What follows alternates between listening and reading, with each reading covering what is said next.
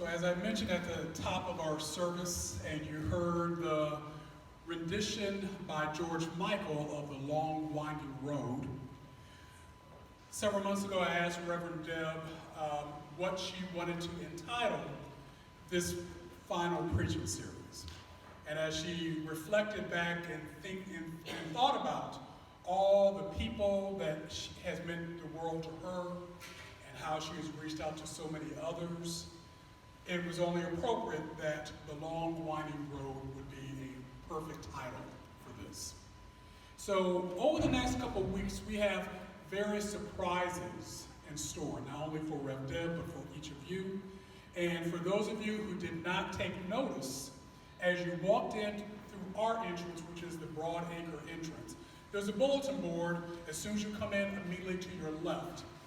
You're going to see some of those memories and some of those people that have meant a lot to her and that has blessed her heart and she's ministered to. But also when you go downstairs today to the fellowship hall, there's yet another bulletin board that is decorated with a lot of those memories. And I want to say that that was no one from MCCD who did that, but that was Clawson United Methodist. They did this together and wanted to honor Reverend Deb and her ministry here. So as you see various people from Clawson during our passing, be sure to thank them for thinking of us and thinking about our loved one, Rev Deb. So without further ado, Deb.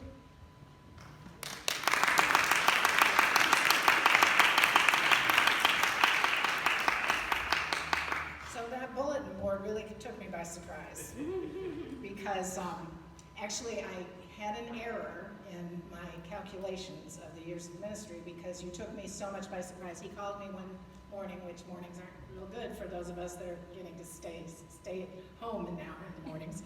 And he said something about 40 years, and I'm like, 40 years? What's he talking about? And then after we finished the conversation, I started really adding it up, and it's really 43.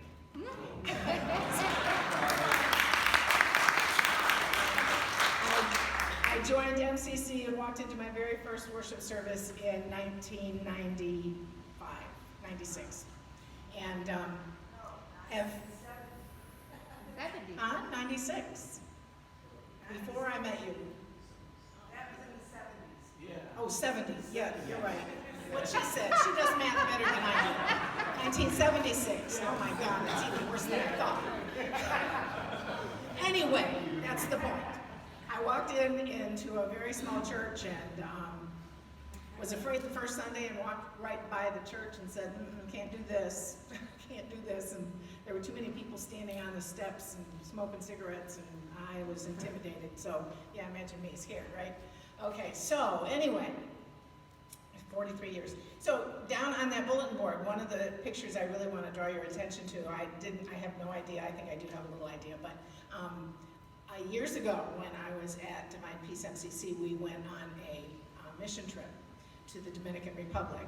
I walked better then. And we spent time at an orphanage, and I had the honor of being able to close that week out celebrating worship with the local people in that town who came and knew only Spanish and listened to my sermon in English and got it. And it was just an amazing experience, and so you can see that picture down there. It was pretty cool. So anyway, I am so grateful to be here and to be able to lead this sermon series. I really, really want to focus on both our journeys, and for those of you that are under 40, you might want to take notes, because most of our journeys are pretty much the same. A little different twists in the road. But for those of us that are older 40, you'll get it. So I want to focus on our journeys and Jesus' journey and how I believe they intersect all along the way. Let's go to God in prayer. Most wonderful God, I thank you so much for the privilege of you calling me to serve. I thank you so much for the message that you put in my heart, for the way that you have morphed and gifted me and used me and chastised me and praised me and blessed me and loved me through every inch of this journey. God, I thank you for the nudges and direction, and I ask you, God, to continue with those nudges, because I know the direction is going to continue in some way, shape, or form. In Jesus' name, amen. So, can you imagine what it must have been like for Mary and Joseph to raise Jesus? Let's think about this. Because I really think that raising Jesus in those early years was very similar to what our home lives must have been like. I mean, you know, sure, Mary knew that Jesus was a special child and all of that, but, you know, once that baby's born and once you're going through the day-to-day stuff of raising a child, I think sometimes those things might go by the wayside, because here you are day in, day out, you know, you're changing diapers, you're doing all the stuff you have to do, you're feeding, you're dealing with the stuff that comes out their mouth when you don't want it to, and all that kind of stuff, you know? You're dealing with the everyday human being. And I think they must have forgotten some about the very special call that Jesus had in his life.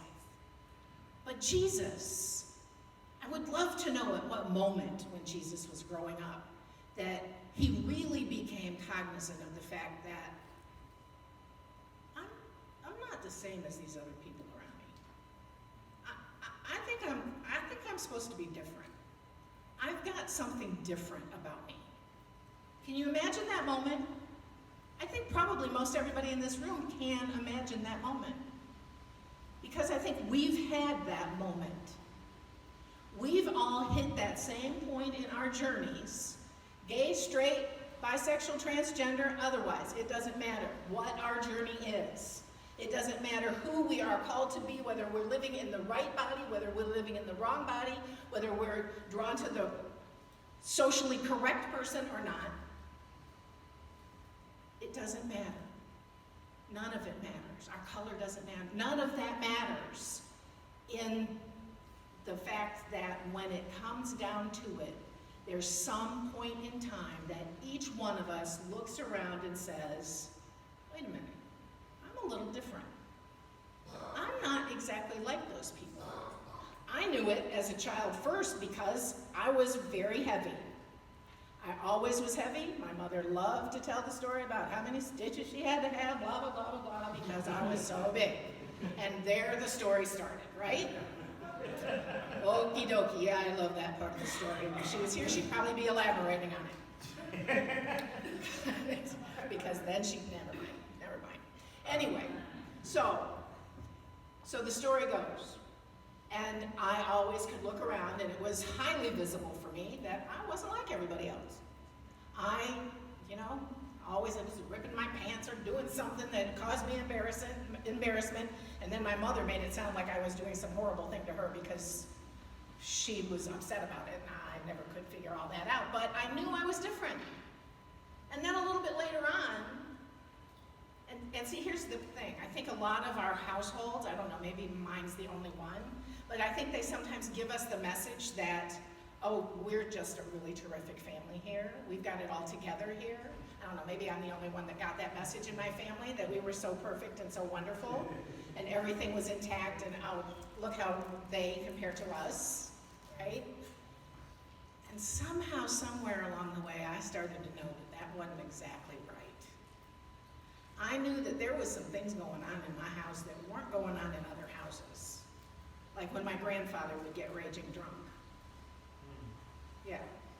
Yeah, I knew I couldn't talk to other people about it, but I knew I was different. Jesus, I think, looked around and saw all the kids that he was playing with or wanting him to play.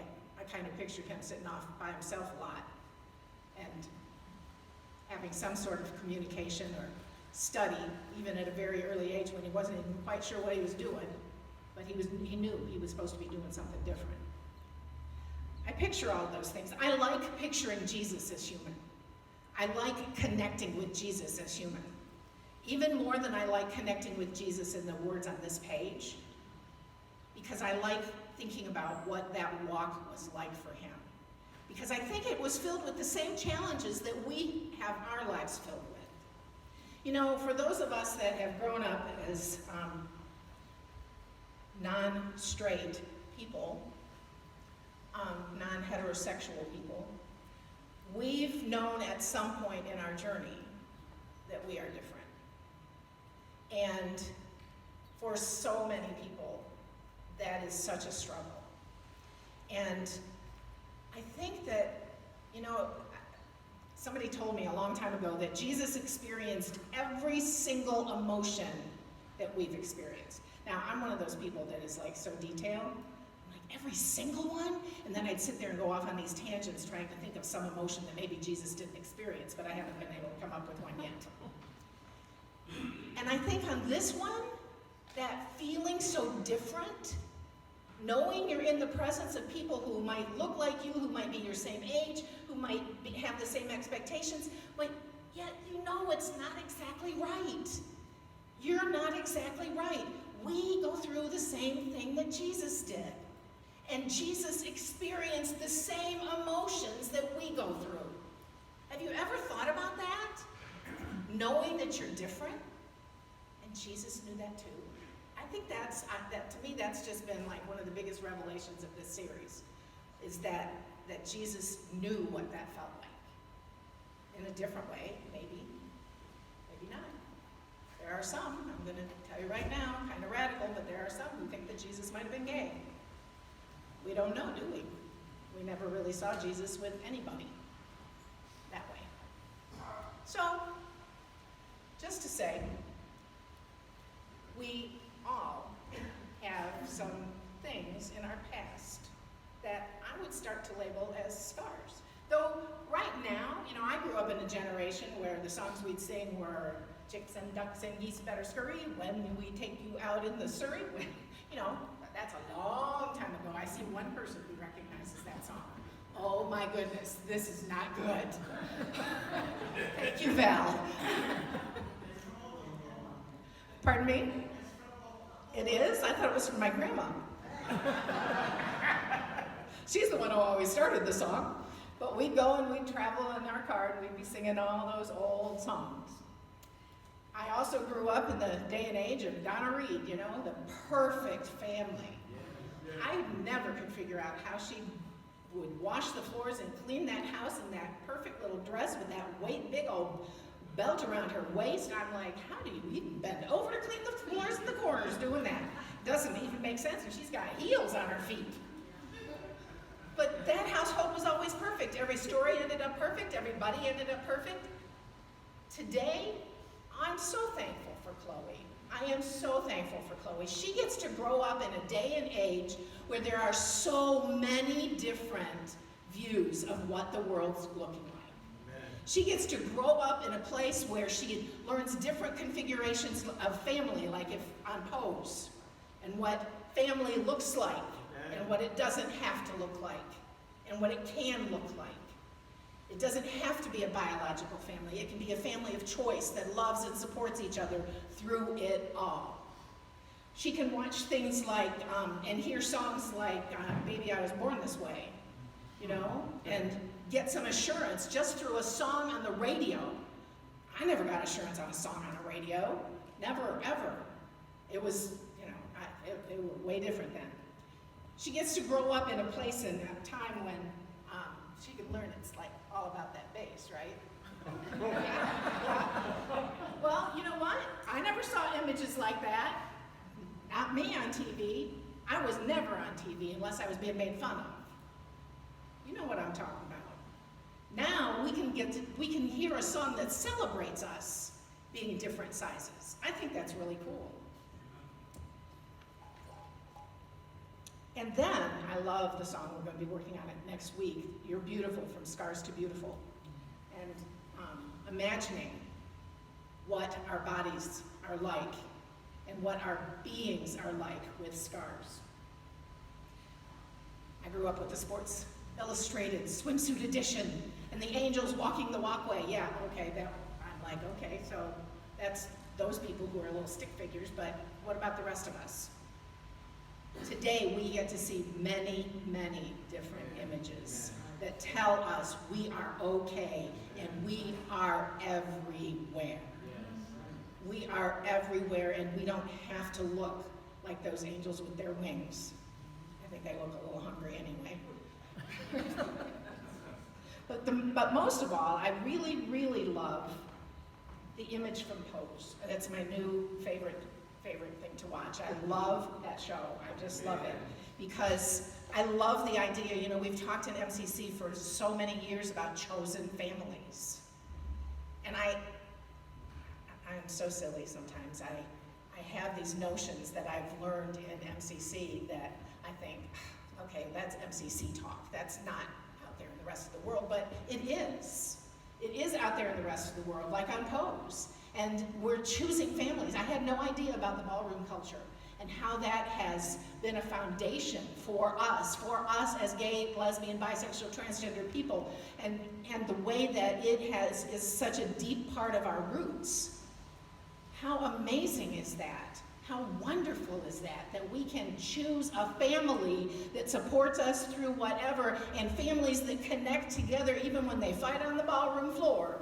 They come together to figure things out when push comes to shove.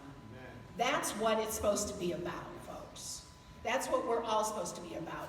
If we think we're going to go through life without having a tiff with each other, then we are sadly mistaken, and we've got our head in the sand.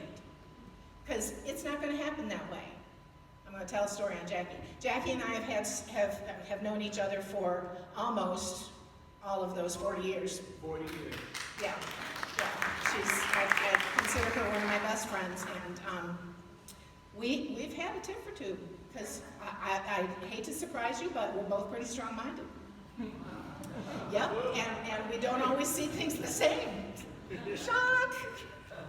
But the glorious part of that is we never let that be the end of the story. We never ever do, because the love we share is way more important than a difference of opinion. Because guess what? We need our differences of opinion. We need people from all angles to look at this world if we're ever going to figure it out. Oh, that deserves way more than one little hand clap, folks. We've got a world that is in a sad state of affairs right now. And instead of fighting about our differences, we should be pulling people together and saying, okay, I want a couple from this group, a couple from this group, a couple from this group. We're going to form round tables. We're going to start to figure out how we're going to get through this, rather than fight through it and tweet through it. Sorry. Whoops. A little political thing there. But it's true, you know, why do we spend time putting other people down when instead they've got gifts that they bring to the table that we ignore? Yes, even he has a gift, I'm sure, that we shouldn't ignore. He has a perspective we shouldn't ignore, because because he was elected, so there's other people behind it, and we need to understand each other instead of fight with each other. And you know what? In this very church, in this very room, isn't there a song like that? Mm-hmm. In this very room, we have the same composite. Amen. Amen. We probably have people not here today because I'm preaching. That's fine. They don't have to like what I preach.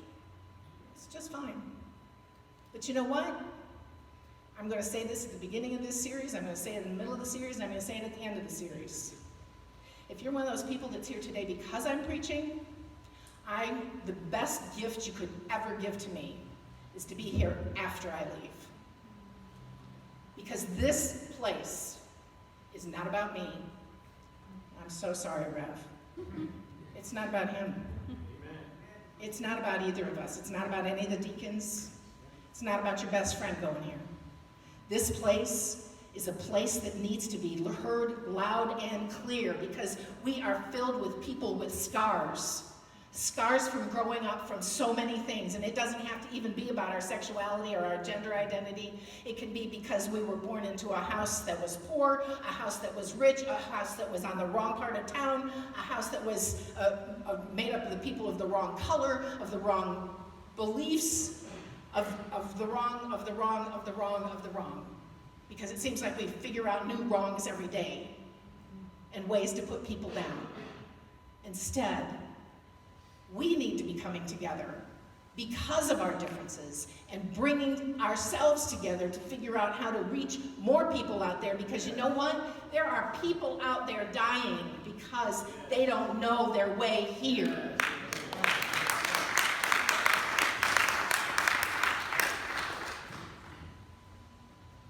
Can you picture what Mary and Joseph must have looked like when all of a sudden they're on their way home, they get home, they think, oh, he's off playing with the other kids. Under the piano? No. Where'd he go? Where'd he go? And they find him, and he's sitting there going, you should have known I would be here. And they're like, what? Because I think those moments are moments where he'd forgotten, where they'd forgotten. Jesus didn't. Jesus knew by that time. He knew he was special, and he knew where he needed to be. And sometimes I think our families find us in alternate places as well. But what I want to know is, we can all probably identify with some of the ways where we knew we were called to be different. How many of us knew we were called to be a voice for God to our community? I want you to think about it for a minute, so I'm not going to say it right yet. I want us to think about that. When did you really know that you were called to do that? I know, I fought. Oh my God, I fought. I'm like, no, you got it wrong. It's that person. It's not me. No, no, no. I want you to go to school then. I won't get it. You know I won't get it. I don't want to study all those scriptures. I can look them up. I don't want to study them. Okay, just go. Just go. You know, my way of studying, my way of preaching, my way of ministry is very different than Reverend Roland's. That's what makes us a good team. See, we're supposed to embrace each other's differences and use them. Use them. Why spend your time trying to do something that your neighbor can do better than you? You do what's the best thing that you can do. That's the reason God calls each of us. God doesn't call me to be like him. I'm not nearly that handsome. I'm sorry, I don't want to be. I want to be me. I like being a girl. That's me. That's who I'm called to be. That's what I like to do. I know my ministry. I know where I am supposed to be, what I am supposed to do, because that's where my gifts are. And I'm here to tell you, I'm looking at people, and watch out for your toes in this moment. I didn't even know it was coming. But I am looking out at people sitting here in these pews who have had gifts that they've been sitting on for every year that I've been here. And you're not using them. And there are people waiting for you to use them, because you have people of influence around you. We all have people of influence around us. Do you know, I have people at school who were ready to come, who are ready to come, who, one of them lives like way, way out, and she's a hermit anyway, but, you know, they learn about you because of the talking that I do, because of the sharing I do. They know you. They feel like they know you just because of that. It doesn't matter where that ministry is going to end up. They might not ever walk in here, but their lives will be touched by you, by the stories I tell and the things that I can share about the ways that God is working in you by watching Chloe. Chloe, you are like the best example that I can think of. You excite me to watch you grow in this place, to watch you talking about, I don't know if I'm allowed to even say it, so I won't, but talking about things that you see in your future. That you may not even be breathing to anybody else, but because God has a hold of your heart and you're recognizing it. That's exciting. To watch Ethan growing from the place that I knew him at one point to the place that he is now is exciting. To watch, oh my gosh, Chris would, oh gosh, I can't even say any of the words. Because when I first met Chris, he was like, oh, I can't talk up there in front of anybody. I can't do that. Are you sure I'm called? You were so much like me. Had to be, you know, Doubting Thomas, we really connect, don't we, with Doubting Thomas? Yep. Because you just, have to hit a point, and for those of you listening, hit a point where it doesn't matter what people think about you. If you're moving in the place that that heart tug is coming from, first thing you have to do is recognize the heart tug, because that's God. You're not making something up. That's God tugging at your heart. You recognize that, and then you say, okay, I don't care what my friends think, I'm going to go ahead and try. What's the worst that can happen? You fall flat on your dove. Have you done that before? Yeah, most of us have. I'm telling you, we each have a ministry. We each have a place we're supposed to be talking, we're supposed to be sharing. Jesus knew it. We knew it at some point in our youth, at some point in those early days. And as we stepped out and as we stepped away from things that our family might have told us, and is there anybody in this room that I'm talking to about that? Anybody else that's had to step away from things that their family put on them? Yeah. And they had to say, no, that's not me. As we stepped away from them, we got some scars. We got some scars because it's not easy. I have a nephew.